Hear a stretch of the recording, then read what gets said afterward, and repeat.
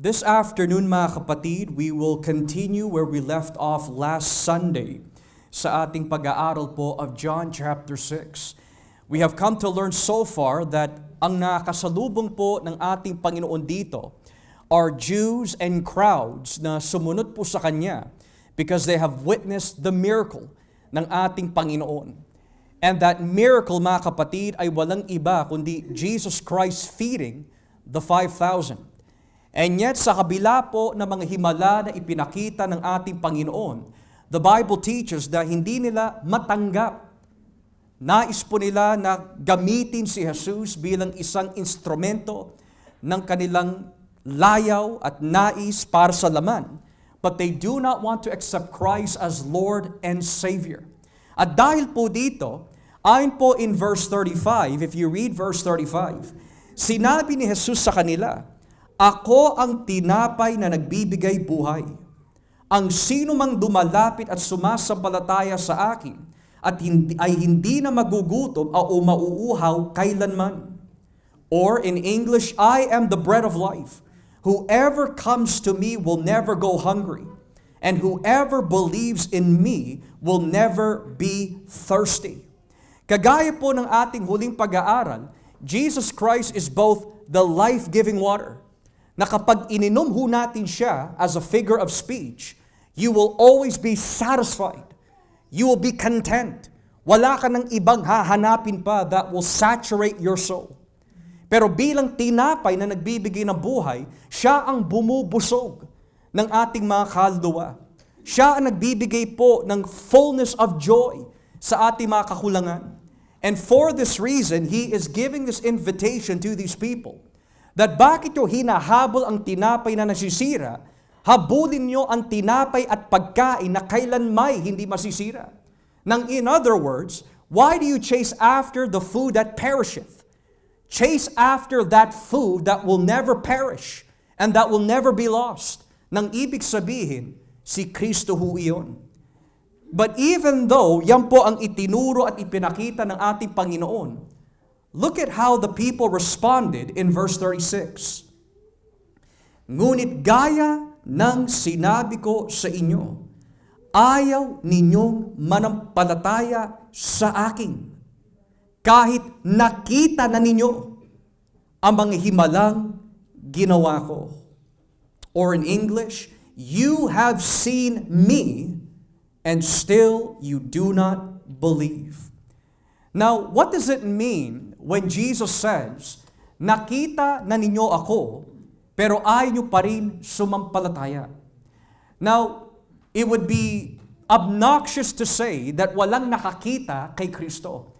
Dahil halos lahat ng ginagawa ng ating Panginoon, lagi siya sinusunod, tinitignan, pinupuna ng mga Hudyo. So clearly, nakita po nila ang Panginoon. But it is not a visual of the physicality ang tinutukoy po ng ating Panginoon dito. Hindi po niya ibig sabihin that when you see Him physically, sasampalataya ka na. Or that you will place your confidence and faith in Him. Because tatandaan po natin, Judas Iscariot saw Jesus Christ. Pontius Pilate saw Jesus Christ. King Herod ordered the death of Christ at nakita po siya ng maraming tao din, and yet, walang binabanggit po sa Biblia that they have placed their faith in Jesus. Kaya marami ho tao na nagsasabi, if I were in the time of the disciples at nakita ko si Jesus physically, I will never doubt Him. Kalokohan po yun. Because ang pananampalataya, mga kapatid, ay hindi nakasalalay on your visual experience. It comes from God. They saw the miracle. Sinong tao na may matinong pag-iisip is going to deny Christ after they have seen Him feed 5,000? Sinong tao sa kanyang matinong pag-iisip is going to doubt Jesus after He starts walking on the water? Sinong matinong tao is going to doubt Jesus after He heals a blind man, a deaf man, a man who is mute? And yet they still doubted Him. Dahil ang pananampalataya ay hindi isang bagay na pwede po natin i-exercise bukod sa biyaya ng Diyos. Ito'y kaloob ng Diyos. You do not come to faith dahil magaling ka, matalino ka, o mas mahusay ka. And we will see mamaya kung bakit po hindi kaya ng mga ito na manampalataya kay Kristo. It is not because they are deaf, physically speaking. Hindi dahil sila po ay bulag sa pisikal. But rather, as we will see shortly, Lord willing, may dahilan po why they cannot come to Christ, place their faith on Christ, and exercise faith in Jesus. So ngayon ang katanungan, bakit po sinabi ni Kristo, nakita na ninyo ang mga himalang ginawa ko and yet, ayaw ninyong manampalataya sa akin? That ultimately asks a very important question. Ano po ba ang estado, kalagayan ng isang tao who is not born again? Who is not saved? Who is not regenerated by the Spirit of God? Ano po ba ang meron ang isang tao na wala kay Kristo kung bakit hindi niya makuha ang katotohanan tungkol sa Ebanghelyo? Well, in other passages of John, makikita po natin dito, in John chapter 9, and one good example, in John chapter 9.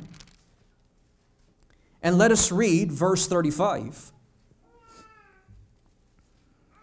From verse 35 to 41, I will read first in Tagalog and then English. Sabi po dito, in John 9:35, nabalitaan ni Jesus na pinagbawalang pumasok sa sambahan ang dating bulag. Kaya hinanap niya ito at nang matagpuan niya, tinanong niya ito, sumasampalataya ka ba sa anak ng tao? Verse 36, sumagot ang lalaki, sino po siya? Sabihin niyo po sa akin upang sumampalataya ako sa kanya. Verse 37, sinabi ni Jesus sa kanya, nakita mo na siya at siya ang kausap mo ngayon. Verse 38, sinabi agad ng lalaki, Panginoon, sumasampalataya po ako sa inyo. At lumuhod siya at sumamba kay Jesus. Verse 39, sinabi pa ni Jesus, naparito ako sa mundo upang hatulan ang mga tao. Ang mga taong umaaming bulag sila sa katotohanan ay makakakita. Ngunit ang mga nagsasabing hindi sila bulag sa katotohanan ay hindi makakakita. Verse 40, narinig ito ng ilang pariseyong naroon at nagtanong sila, sinasabi mo bang mga bulag din kami? Verse 41, sumagot si Jesus, kung inaamin yung mga bulag kayo sa katotohanan, wala sana kayong kasalanan.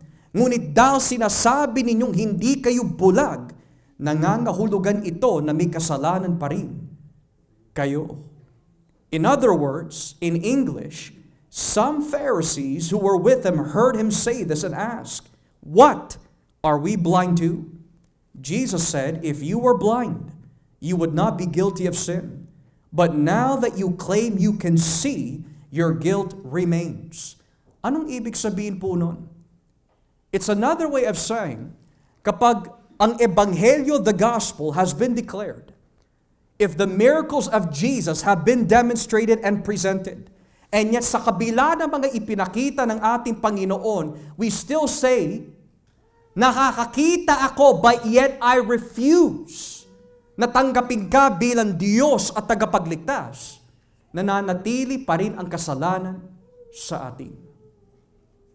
Pero ang sabi ng ating Panginoon, kung aaminin mo that you were once blind, but now you see, that you are lost, but now you are found, that you are broken and wretched without Christ, pero ngayon, punong-puno ka na nakagalakan dahil kay Kristo. The Bible says, tunay na ikaw ay nakakita. So yung pala ang itinuturo ng Biblia. The reason why these people, ayaw po nila tanggapin ang Panginoon sa kabila ng nakikita na po nila ang himala, is because in themselves, iniisip nila, I don't need a Savior. I just need someone na magbibigay ng aking pangangailangan. Maraming ganyan na mga tao. Lalapit lang sila sa Diyos dahil may pangangailangan po sila sa pisikal, sa pinansyal. Pero pagdating sa espiritual, they do not want to see Christ. They don't want to see Christ for forgiveness. They don't want to see Christ for spiritual growth. They don't want to see Christ for conformity to holiness. Pero nais po nila hanapin ng Diyos kapag may trahedya, kapag may emergency, kapag meron po sila pangangailangan. Pero kapag sila na ang inuudyok ng banal na Espiritu, anak, will you do this for me? Will you surrender this for me? Will you seek first the kingdom of God and His righteousness for me? Sasabihin ng marami, saka na lang po, Panginoon. Next time na lang, Panginoon. Marami akong ginagawa, Panginoon. Marami pa akong hugasin, Panginoon. Marami pa akong ilalaba, Panginoon. Ganon ang mga tao sa panahon ni Kristo. They are only good to God, if we can use that loosely, when they need something. But when they no longer need anything, hindi na nila hahanapin ng Diyos.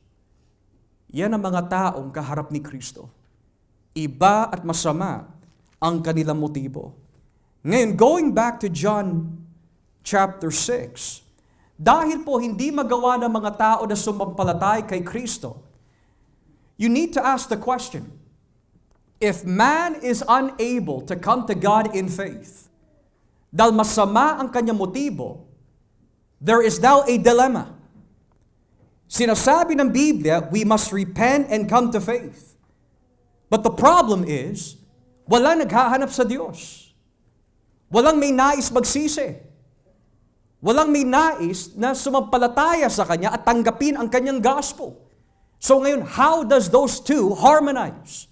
And the answer is found in verse 37. Ang lahat ng taong ibinibigay sa akin ng Ama ay lalapit sa akin. At hindi ko itataboy ang mga dumalapit sa akin. All those the Father gives me will come to me. And whoever comes to me, I will never cast away or cast out or drive away. Now, there are two things na matututunan po natin dito.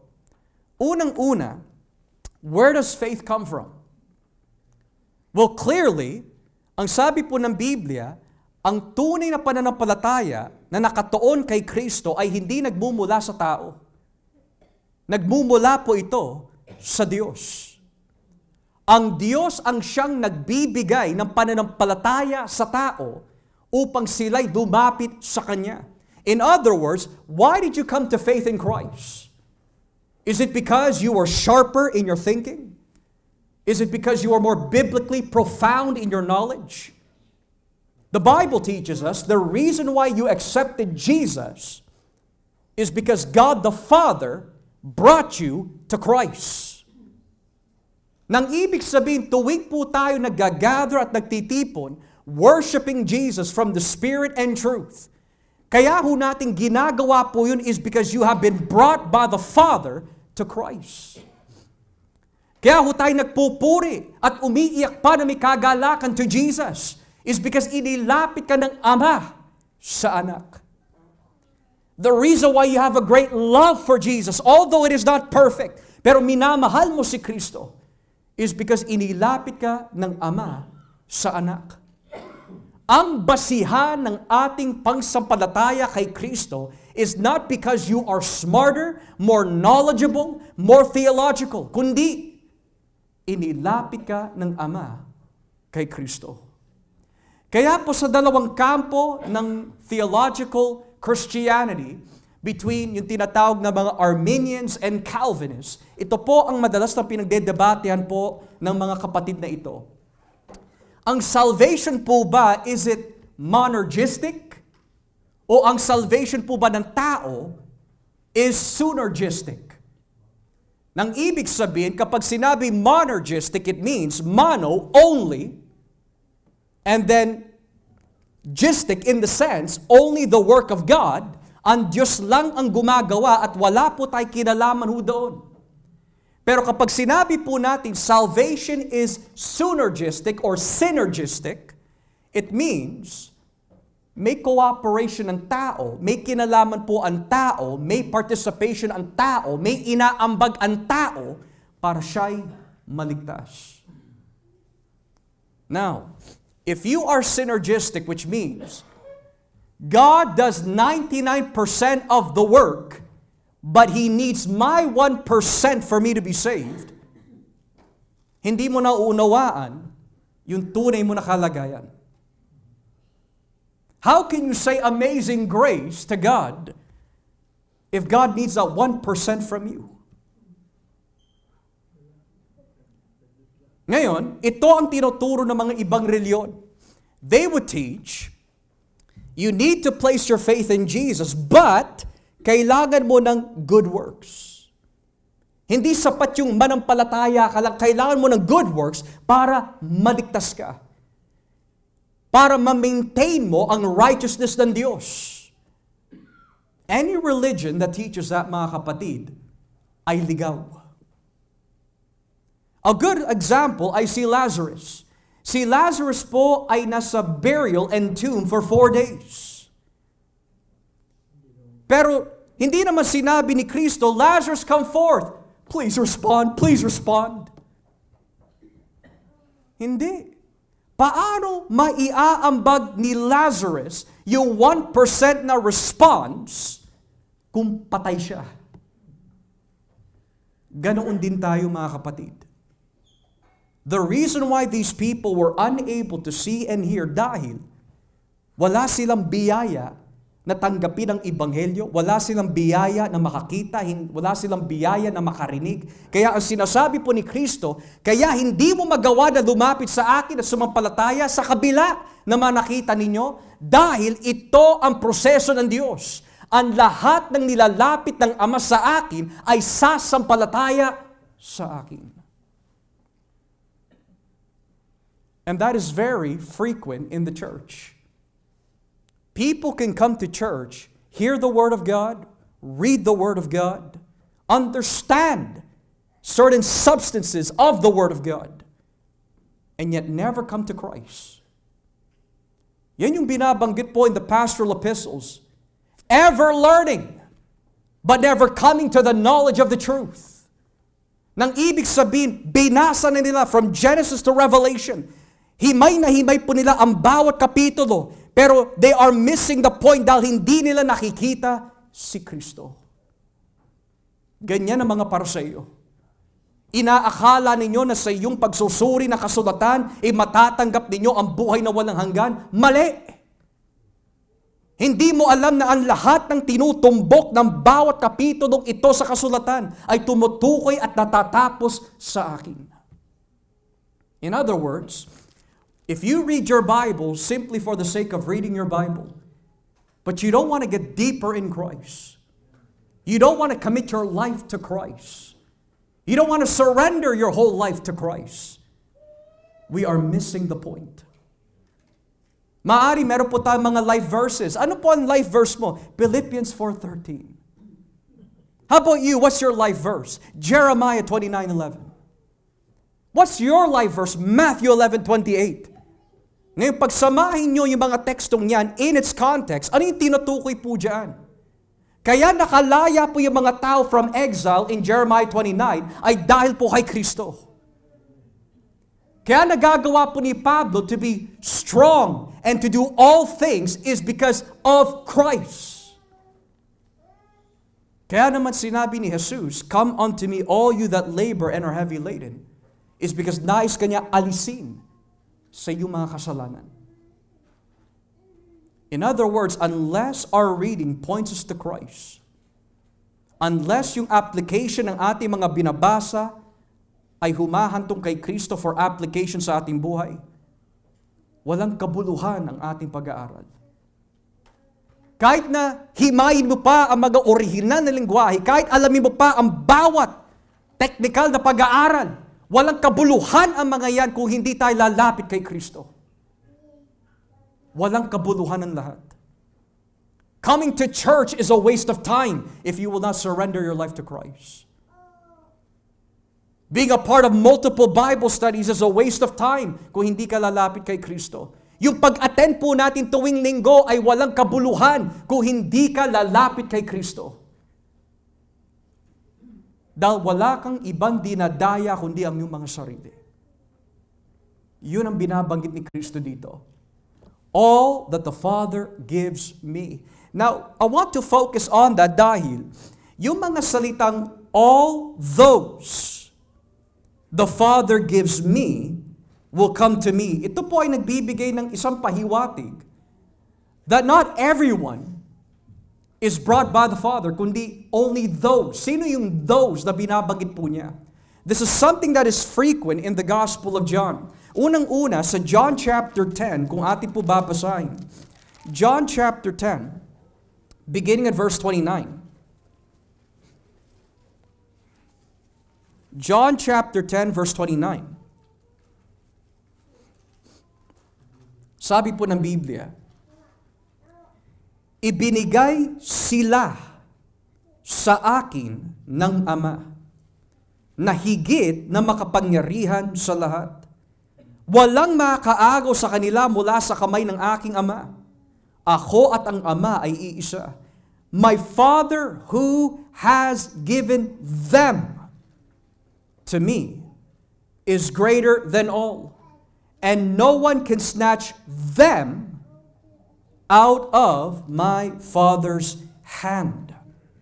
So, kanina binanggit po those, ngayon binanggit them. Let's continue on. John 17. John 17, verse 2. John 17, beginning at verse 2. Sabi po ng Biblia, sapagkat binigyan mo ako ng kapangyarihan sa lahat ng tao para mabigyan ko ng buhay na walang hanggan ang lahat ng taong ibinigay mo sa akin.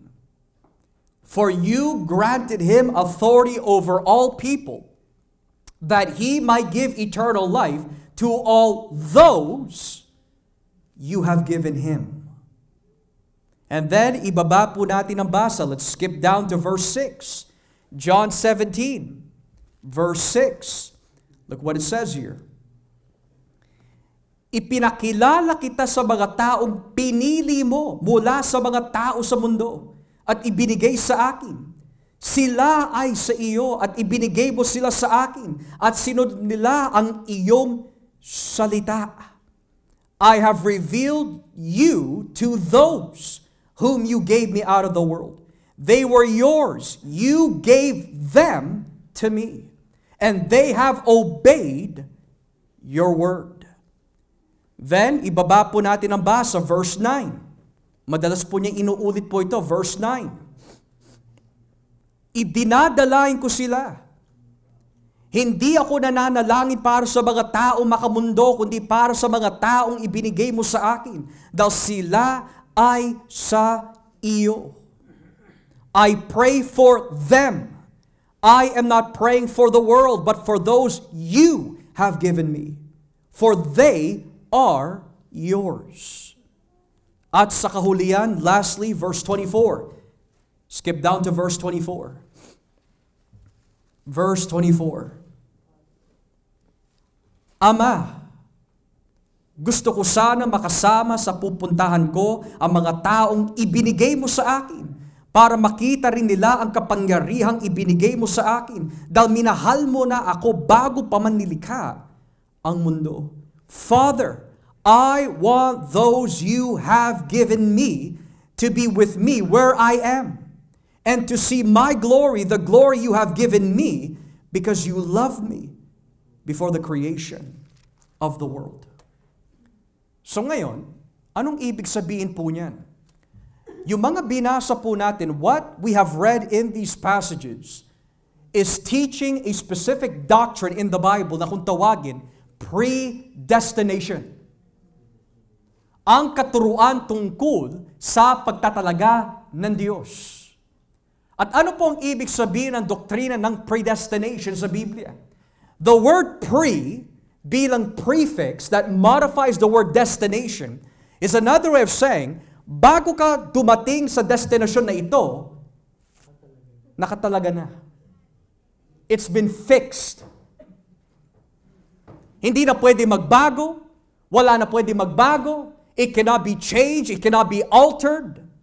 Which means when it says predestined, that means bago pa ho likhain ng mundo, before the world was founded, before the world was created, in God's sovereign plan, pinlano po niya out of His free will and love na piliin ka ng Diyos na may ilagay kay Kristo. Now notice the words ng ating Panginoon. Lahat ng binigay mo sa akin, lahat ng binigay mo sa akin, lahat ng binigay mo sa akin. Have you ever asked the question, why not all that the Father has brought to Himself? Bakit nakalagay all that the Father brought to me?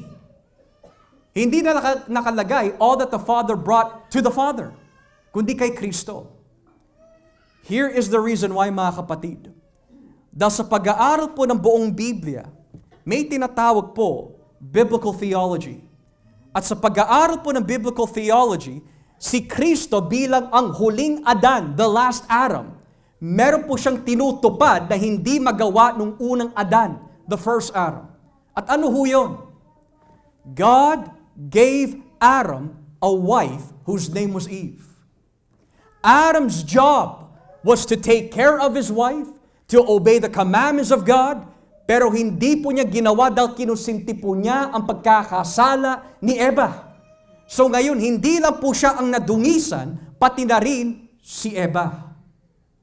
In other words, I will give you a wife, Adam, take care of her, nourish her, love her, do everything. Pero hindi nagawa ni Adan yun. Because if Adam really loved his wife, he would not have tolerated her disobedience to God. But he defiled her. So ngayon dumating itong huling Adan. Pero sino yung magiging asawa niya, so to speak? When you look at that pattern, Adam, Eve was brought to Adam. Pagdating kay Isaac, Rebecca was brought to Isaac. Pagdating sa book of Ruth, Ruth was brought to Boaz. Pagdating kay Kristo, tayo ang idinala sa Kanya. You would expect, dapat maganda, dapat malinis, because in Jewish thought, kapag ikaw ay hindi berhen, kung ikaw ay isang unvirginized woman, defiled, pagdidirihan ka ng mga tao, I will not marry you, you're not a virgin anymore. That was the thought of Judaism. Pero iba si Kristo. I will take the drunkard. I will take the adulterer. I will take the gossiper. I will take the fornicator. I will take the thief. At dadaling ko sila sa aking anak. At kapag sila'y lumapit sa aking anak, lilinisin ko lahat ng kanilang mga kasalanan. Patatawarin ko sila sa lahat ng kanilang karumihan. Because all that the Father gives to me will come to me. So the reason why na nandito po tayo ngayon is because in your sin, God removed you and brought you to Christ. Kayo ang bride ni Kristo. That is why the Bible says, be faithful to the very end. Maging tapat ka sa iyong asawa sa pananampalataya. Be faithful to Christ. Kapag may iba kang minamahal, may iba kang iniisip rather than Jesus, it is spiritual idolatry and adultery. When you choose something else before Christ, it is adultery. Pero ang problema, how do I not commit spiritual adultery if I'm not perfect? The answer, mga kapatid, the grace of God. Alam ni Kristo, hindi po tayo magiging tapat sa Kanya 100%. Pero alam mo ang kagandahan nito, mga kapatid. The fact that you have been predestined, that means, kung ikaw ay pinili ng Diyos at ikaw ay itinalaga ng Diyos bago pa man likhain ang mundo, bilang regalo ng Ama para sa anak. Kahit ilang beses ka mahulog, ilang beses ka magkasala, hindi ka pababayaan ng Ama. You may fall 1,000 times, but you will get up 10,000 times more. Why? Because all that the Father gives to me will come to me. You will finish the race. You will believe in Him. Kaya ang ating assurance ay hindi nakasalalay sa ating kalakasan, kundi sa Kanyang kabutihan. Now it makes sense why our Lord keeps saying, I will never leave you nor forsake you. I will never leave you nor forsake you. Hindi kita iiwanan o pababayaan. Why? Kasi ikaw ay regalo ng Ama sa anak. Now I want you to picture this. Sinabi po kanina ng ating Panginoon, at ang lahat ng lalapit sa akin, and those that will come to me, I will never cast out. So there's two benefits. If you are chosen by God, guaranteed number one, lalapit ka kay Kristo. So how do you know kung ikaw ay pinili ng Diyos? How do you know if you are God's elect? You love Christ, you have come to Christ, you desire Christ, nais mo siyang mahalin, paglingkuran, although you're not perfect. Pero Lord, gamitin mo ang aking buong pagkatao. Nilapit ka ng Ama. And number two, sa iyong paglapit sa Ama, ito yung magandang benefit. Hindi ka niya itatapon. Hindi ka niya isasantabi. Hindi ka niya itataboy. Anong ibig sabihin po nun? It is more than just a welcome. Jesus is not saying, come, come, come. Hindi yun ang ibig niya sabihin. Kapag sinabi po yung salitang, He will never cast you out, it is katumbas yung sinasabi ni Kristo kay Satanas and evildoers. Cast that unfaithful servant into outer darkness, where there will be weeping and gnashing of teeth. Cast them into the lake of fire. Cast them into darkness. But what about those in Christ? I will never cast out. Ang kaligtasan mo, mga kapatid, kailanmay ay hindi mawawala. Dahil kapag ikaw ay inalapit ng Ama kay Kristo, iingatan ka niya. How many times, ilan po sa inyo ang nakapagsalita, I want to quit. Ayoko na. I don't want to be a Christian anymore. Napakahirap ng pagiging Kristiyano. Pero bakit nandito ka pa rin? 1,000 beses mo na sinasabi yan, pero nagpapatuloy ka pa rin. Because totoo yung pangako ng Diyos. Ang lahat ng dumalapit sa akin, kailanmay hindi ko itataboy. Kaya mga kapatid, if you're going through trials, just know God is with you. In the good and in the bad times, God is with you. And to be even more theologically precise, there is no bad times kasi lagi mo kasama ang Diyos. It may feel bad, it may look bad, but if God is with you, He will never cast you out. That is a powerful Savior that we serve. Kaya nga, may biruan ang mga kapatid po natin kapag nagdedebate po yung tinatawag Arminians and Calvinists. Para sa ating mga Calvinists, we would have a flower na kung tawagin tulip. Hindi mo na kailangang bunutin pa yung halaman na yun. Kasi alam mo, God is with you, and He will never forsake you or your salvation. And then ang biro naman ng ating mga kapatid, sa ating mga kapatid na Arminian, ang kanilang halaman daw is a daisy. He loves me, He loves me not. He loves me, He loves me not. Na ang ibig sabihin, walang kasiguraduhan kung ikaw ay mananatili hanggang wakas. Pero tayo, we have an assurance. Hindi dahil kapit ka sa church, hindi dahil kapit ka sa pastor. It's not because kapit ka sa sariling lakas mo, but because it is Jesus who holds on to you. All that the Father will give to me will come. And all that will come, I will not cast out. Napakaganda po ng benefits na yun. The second thing that we can learn is found, mga kapatid, in verse 38. Sapagkat naparito ako mula sa langit, hindi upang gawin ang sarili kong kalooban, kundi ang kalooban ng aking amang nagsugo sa akin. At ito nga ang kalooban na nagsugo sa akin, na huwag kong pabayaang mawala ang kahit isa sa mga ibinigay niyo sa akin. Sa halip ay bubuhayin ko silang muli sa huling araw. Now here's another benefit. The first benefit is, kapag ikaw ay inilapit ng Ama sa anak, what will happen?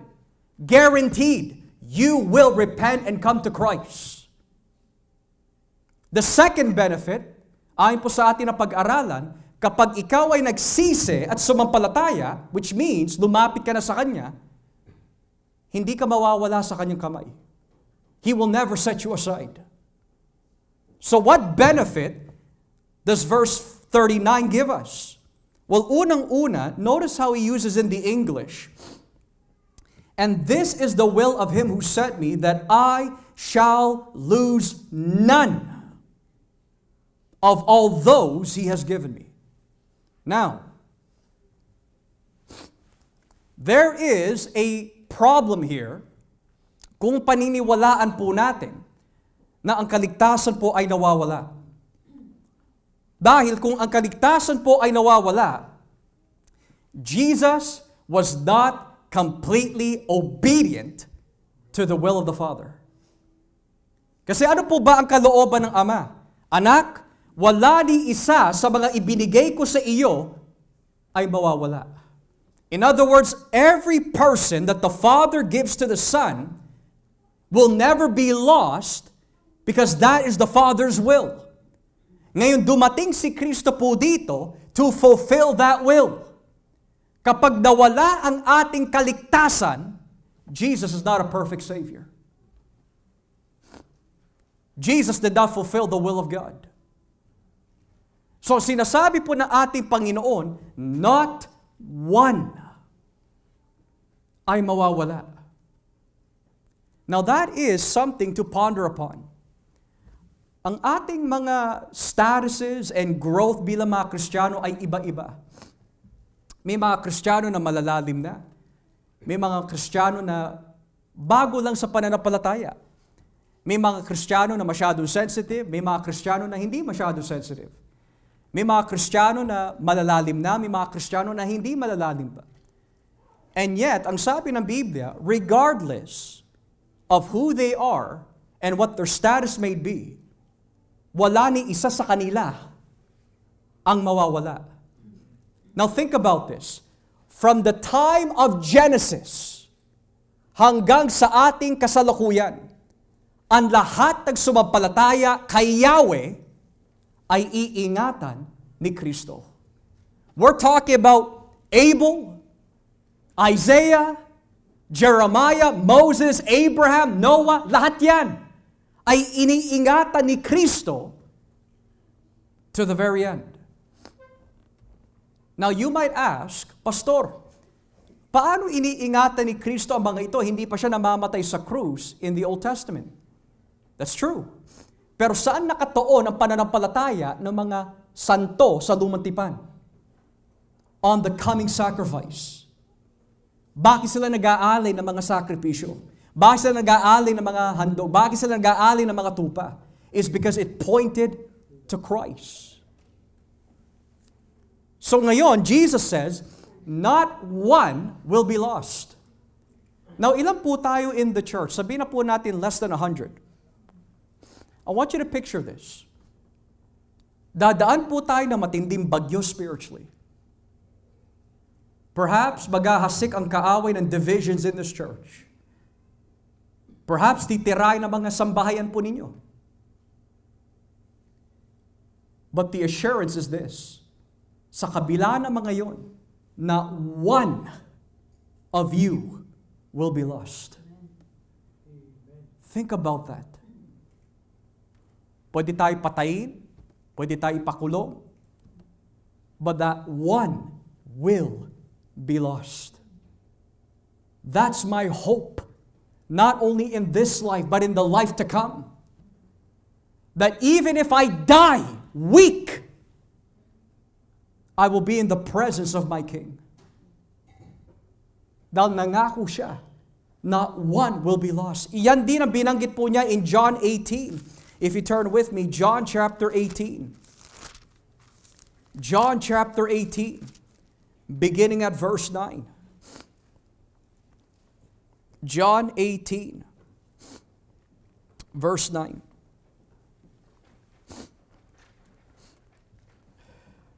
Sabi po dito,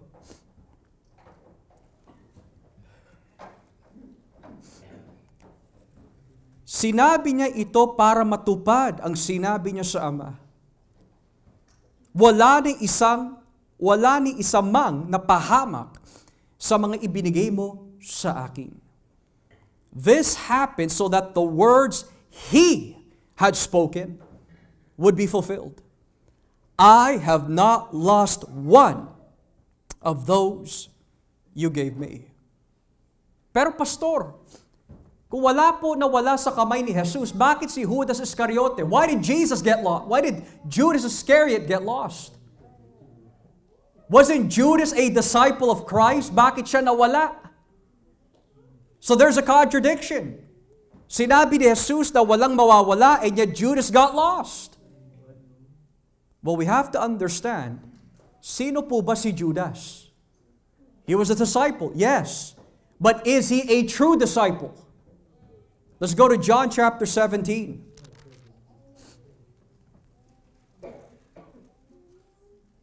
Verse 12. John 17, verse 12. Habang kasama nila ako, iningatan ko sila sa pamagitan ng kapangyarihang ibinigay mo sa akin. Iningatan ko sila at walang napahamak sa kanila maliban sa taong itinakdang mapahamak para matupad ang kasulatan. While I was with them, I protected them and kept them safe by that name you gave me. None has been lost except the one doomed to destruction, so that Scripture would be fulfilled. So this teaches us, kapag may mga tao po in the church na nakakasama po natin, but then at one point in their lives, they say, you know what? I don't want to serve Jesus anymore. Tapos na ako, hanggang ako'y mamatay. I will not come back to Jesus. Huwag natin iisipin, mga Kristiyano yan that lost their salvation. No. They are fakes. They are tares. Mga hindi tunay ang tawag doon. Bakit? Dahil sinabi na nga ni Kristo, all that the Father gives to me will come to me at mananatili sa akin. But if they don't remain in Christ, 1 John 2:19 says, sila'y umalis sa atin para maipakita na hindi sila kabilang sa atin. For if they were really of us, they would have remained with us. But their going out demonstrated that they were really not of us. So ngayon, it now makes clear why the Apostle Paul says, whether in death, whether in life, kamatayan man o pagsubok, gaano kalalim, gaano kalawak, sino ang makapaghihiwalay sa pag-ibig ng Diyos sa atin na kay Kristo? Who can separate us from the love of Christ? Wala. Because none will be lost. It is either Jesus is an almighty, powerful Savior, or Jesus is only a potential Savior. If He is a potential Savior, hindi siya karapat-dapat sambahin. Hindi siya dapat kilalanin. Hindi siya dapat o karapat-dapat luhuran. Pero dahil ang Diyos is an almighty, all-powerful, sufficient Savior, that is why magagawa ho natin awitin po, Amazing Grace. Who can wash away our sins? Nothing but the blood of Jesus. Because Jesus is a powerful Savior. Ano ba ang kasalanan mo? Ano ba ang nagawa mo? Gaano ba kalalim ang pagkakasala mo sa Diyos? Kayang-kaya ka hukayin at iligtas ng ating Panginoon. Because there is not a person that is unable to reach. Because He is a powerful Savior. And lastly, verse 40 of John 6. Sapagkat kalooban ng aking Ama na ang lahat ng kumikilala at sumasampalataya sa anak ay magkakaroon ng buhay na walang hanggan. Now, I want to pause here for a moment because bagamat tama yung sinasabi po ng ating Tagalog translation, but the word kumikilala or to know in English is not the exact word na ginamit po in the English translation. In your English translation, it says, in verse 40, "For my Father's will is that everyone who looks to the Son." Hindi sinabi everyone who knows o kumikilala sa Tagalog. Ang ginamit po dito na literal is yung tumingin, nakakita. So ngayon, bakit napaka-importante na kailan himayin po natin yan? Dahil ano po yung naging problema in verse 36? Nakita mo na ako, but you don't believe. Pero dito, Jesus is saying, all that the Father gives to me, kapag tumingin sila sa anak, they will believe. So there are two groups of people dito. May mga tao na hindi dinala ng Ama sa anak, na kahit tumingin sila tumingin, hindi sila lalapit. Pero yung inilapit ng Ama sa anak, isang tingin lang kay Jesus, sasampalataya na sila. And the Bible says they will have eternal life. Now, when the Bible says those who look to the Son, what does that mean? That they who look to the Son will have life. The looking here is spiritual. It means, sino ba si Jesus para sa iyo? Is He just a man? Is He just a prophet? Is He just a name? Pero kapag ikaw ay inilapit ng Ama kay Jesus, may iiba ang pananaw mo. He is my Lord. He is my Savior. He is my Prince of Peace. He is my Alpha and Omega, the King of Kings and the Lord of Lords. Siya ang may likha sa akin. He is my physician. He is my shepherd. He is my divine warrior. Nauunawaan mo kung sino si Jesus. Because you can now see. Dahil ipinaliwanag ng Ama through the Holy Spirit na makita ho natin yun. Kaya nga, di ba si Pedro, when Jesus asked his disciples the question, "Who do men say that I am?" Well, Jesus, you might be Jeremiah, some say you're John the Baptist, pero sinabi ni Peter, you are the Christ, the Son of the living God. So ano po sinabi ni Jesus? Mapalad ka, Simon, son of Jonah, for flesh and blood has not revealed this to you, but my Father who is in heaven. Yan ang mangyayari sa mga taong nakakita kay Kristo. Now, before we come to a close, we have to examine, mga kapatid, ano po ba ang paningin ninyo kay Jesus ngayon? Siya ba ang Panginoon mo? Is He really the Lord of your life? When you look at Jesus as Lord, that means siya na ang magdidikta ng buhay mo.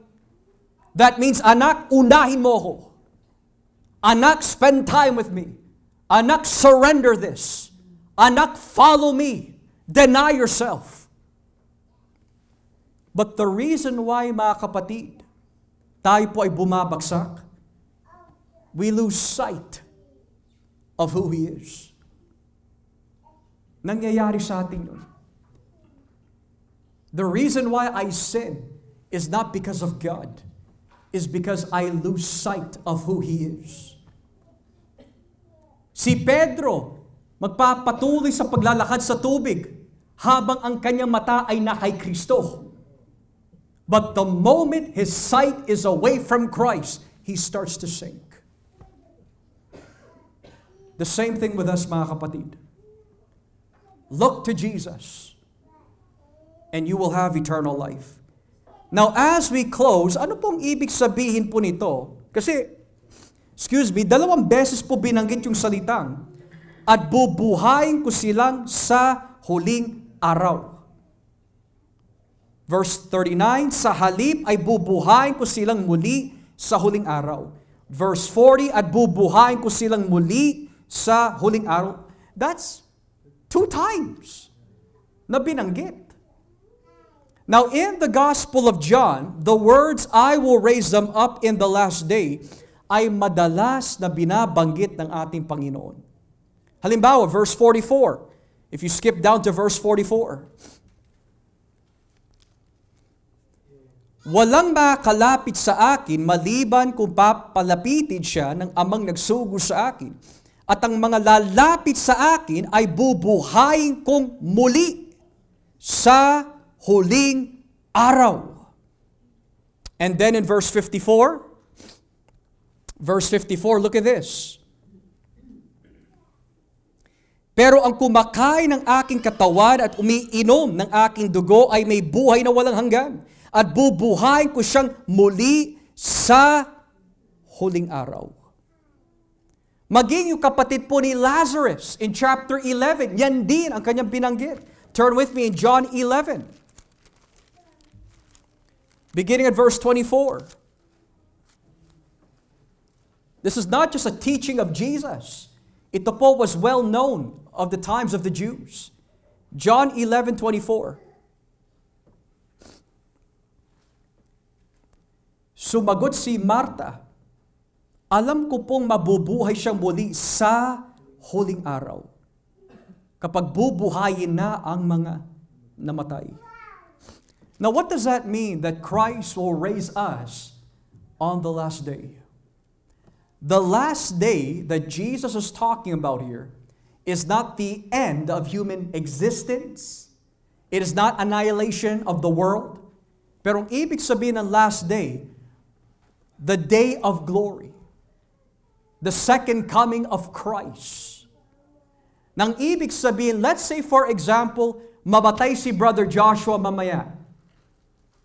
If I die in Christ, bagamat ang aking katawan is in the grave, habang ang aking kaluluwa ay nasa langit, when Jesus says, I will raise him up on the last day, sa kanyang pagbabalik at the second coming of Jesus, my dead body will be raised. Ngayon, why will it be raised? Because the reason why namatay ako is because of sin. The reason why namamatay ang tao is because nasa atin ang presensya ng kasalanan.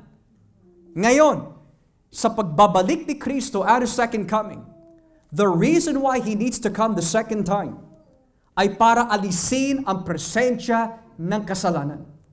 To remove the presence of sin. Why? Because sin has power over people who are dead. And death has power over people who sinned.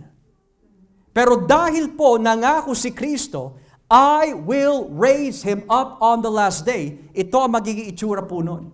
Let's say mamatay po ako at the age of 90. When Jesus resurrects my body, I'm not coming back looking like a 9-year-old. You know why? Kaya ho tayo tumatanda dahil sa kasalanan. Kaya meron po akong gout dahil sa kasalanan. Dahil meron po tayong mga sakit karamdaman dahil sa kasalanan. Pero at the resurrection of Christ, wala na. No more cancer, mga kapatid. No more diabetes. No more stroke. No more paralysis. Lahat ng hindi kayang alisin ng pharma industry, at the second instant coming of Christ, wala na yan. That's what He means that I will raise them up on the last day. At hindi lang po yung papalitan po niyang ating nature. Hindi ka na mag-iisip na masama. Hindi ka na magtatanim ng sama ng loob. Kundi mga kapatid, punong-puno ka na ng kabanalan. Hindi ka na matutukso. At yun ang iniiyak natin sa Diyos. Lord, ayoko na magkasala. I don't want to sin against you anymore. Bring me into your presence. That's why Paul says, this body of death, who can deliver me out of it? And the answer, Jesus. So at the resurrection, makikita-kita ho tayo mga kapatid. Makikita natin si Moises, si David. In the more modern sense, makikita natin si Calvin, si Wesley. And in the more present, si MacArthur, si Sproul, si Vardy. But most importantly, we will see Jesus. We will see Jesus. That's why my encouragement po sa inyo mga kapatid, even though dumaan kayo sa malalim na pagsubok, malalim na bangin ng pagsubok. Sinabi mismo ni David, though I dwell in the shadow of death, you are with me. All that the Father gives to me will come to me, and I will not lose one. My invitation po sa ating mga bisita at sa mga minamahal po namin na kapatiran ngayon. If you have not come to Christ the right way, all you need to do is repent and say, Lord, I'm sorry. Patawarin niyo po ako sa aking pagkakasala. Marami akong nagawa na hindi tama. Inaamin ko that I am filthy, wretched, poor, miserable, blind, and naked. Hugasin niyo po ako. Baguhin niyo po ako. Kayo ang maghari sa aking buhay. And if out of the sincerity of your heart, sinabi mo, Lord, forgive me, I want to serve you. Sabi ng Biblia, you have been brought by the Father to the Son. At kailanman hindi ka mawawala sa kanyang kamay. Jesus died on the cross not to lose any, but to secure those na ibinigay ng Ama sa Kanya. As we pray,